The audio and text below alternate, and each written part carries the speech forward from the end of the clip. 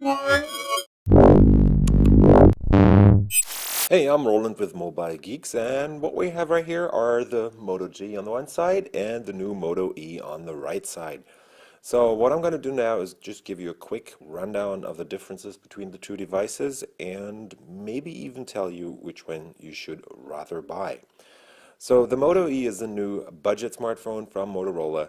It's even cheaper than the Moto G, where the Moto G was a great deal with its 720p screen, 4.5 inches of IPS goodness right there, based on a quad core, and is overall pretty much a great device except for the fact that it doesn't or didn't have a micro SD card slot until the new version that got announced today that also includes LTE and now has a micro SD card slot.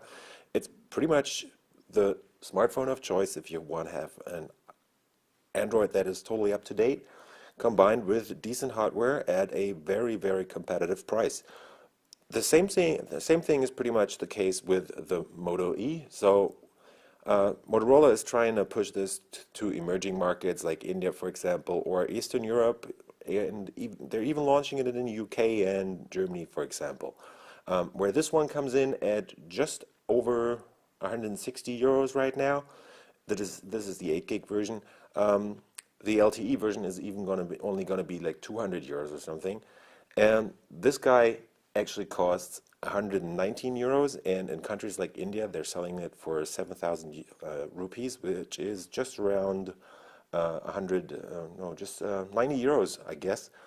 And in the UK, it's available for 89 pounds, and in the US, it's coming out for, I think, 119 US dollars or 129. I don't exactly remember. But it's definitely the same thing going on right here. So they're offering great hardware or pretty good hardware for the price. So the differences are first the size. So the 4.3-inch panel on the Moto E makes it a bit smaller than the Moto G, that's for sure. Weight-wise, they're pretty much the same. So the Moto E comes in at 142 grams, I think, and the Moto G is 143, although it is a bit bigger. Um, Displays are totally different actually because the 4.3-inch panel on the Moto E only is a QHD panel. They're both IPS panels.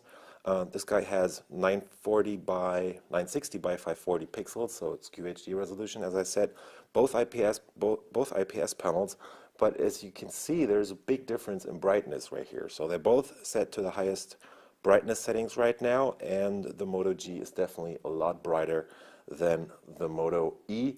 Also, colors tend to wash out way earlier on the Moto E than on the Moto G. So if you look at these from the side, they're both pretty decently readable, but the colors are definitely washing out earlier on the Moto E right here. Also in sharpness, as this is a 720p panel on the Moto G, it's much sharper than the panel on the Moto E right here. So if you look at it, the device, if you don't keep the device at the typical angle or distance you would use that from your face, you're definitely going to see some pixels right there, whereas the 720p screen in the 4.5-inch form factor on the Moto G is definitely a lot sharper. Next up, there is no camera on the front of the Moto E right here, so these are just the brightness and distance sensors, where the Moto G has although it's a low resolution cam, it does have a front camera. So if you need that, want to make selfies, the Moto E is definitely not for you. On the bottom, they both don't have capacitive touch buttons, but on-screen buttons right there. And one of the main differences design-wise is that the Moto E has a speaker down there where the Moto E has its speaker on the back. They've moved that part to the front on the Moto E right here. So I wanted to give you a quick sound comparison of the two devices, and I'm just going to use the alarm clocks since these are copyright free and we don't want to risk anything. Just going to switch down here to, I think, let's go with Platinum.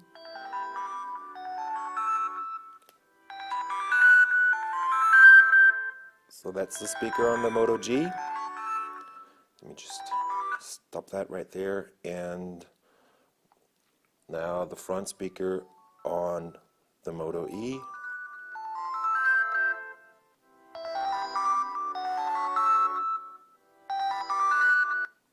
So I don't know if you heard that, but for me they're pretty much just as loud. They're pretty much the same volume right here, so there's not a big difference, and the sound is pretty much the same as far as I could tell from what I tried. I did try some sound, some music, and they pretty much sound the same. They're not great, but they're pretty loud, and yeah, definitely decent speakers on these devices, at least for the price. Now let's go to the back of both phones. We have cameras on the back. That's good. They're both 5 megapixel cameras, but the Moto G does have autofocus on here and an LED flash, whereas the Moto E does not have an LED flash, and it doesn't even have autofocus. So if you switch to the camera right here, you will have problems getting close to things. You can see that there's no autofocus in here. You just tap and it only takes a picture. It doesn't focus or anything.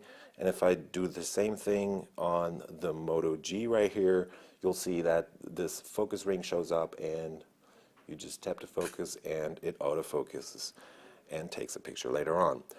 So cameras are definitely a big difference on both devices. I know that the camera on the Moto G is more on the crappy side, but the one on the Moto E is even lower quality than that. Weight-wise, they're just about the same. So the Moto E comes in at 142 grams and the Moto G weighs 143. If you look at the thickness though, you will see that the Moto E is definitely a lot chunkier. It's not only smaller or a bit smaller, but it's also way chunkier. The battery is pretty much the same. So the Moto G has 2070 milliamp hours, where this has 1980 milliamp hours. So maybe the Moto E would even be able to have a longer run time than the Moto G. They're both supposed to last up to a day though. Other than that, hardware-wise, there's a bunch of differences in this. So the Moto G is available with 8 gigs and 16 gigs, and it doesn't have a micro SD card slot, except when you choose the new LTE version. That does have a micro SD card slot now, but it didn't have one, so that's one of the older versions. And the new Moto E does actually have a micro SD card slot, but it only has a 4 gigs of onboard flash storage. So performance-wise, there's also a big difference, because the Moto G actually has a quad core running at 1.2 gigahertz.